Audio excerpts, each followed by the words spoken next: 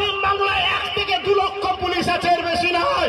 যদি মনে করি কারো প্রতিশোধ নিজের জন্য নেব, যদি মনে করি মা বাবার জন্য কারো প্রতিশোধ নেব, টোটাল পশ্চিম বাংলা থেকে 1 কোটি লোককে জড়ো করার ক্ষমতা আব্বাস সিদ্দিকীর আছে। 1 কোটি লোককে রুখার এই বাংলায় কারো ক্ষমতা নেই।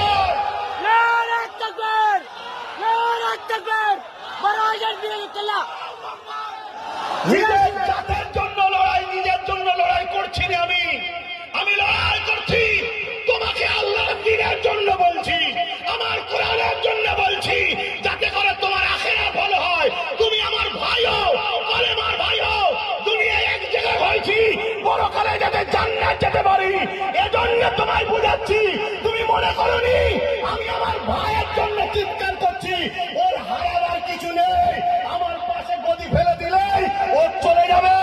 ওর জন্য আব্বাস সিদ্দিকী যথেষ্ট, ইনশাআল্লাহর বড় ভাই হিসাবে। এই লড়াইটা বুঝতে হবে। একদিকে কোরআনের দুশ্মন আছে, আর একদিকে কোরআনের দুশ্মনের বিরুদ্ধে কেস করেছে সেই ব্যক্তি আছে। তুমি কোরআনের দুশ্মনের পক্ষে যাবে না কোরআনের পক্ষে যে সেটার সাথে যাবে? জোরে বলো।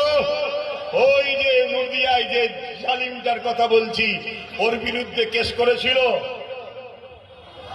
কিন্তু আমার ভাই নওশাদ কেস করেছে। কথা মাথায় ঢুকছে না, ঢোকে না?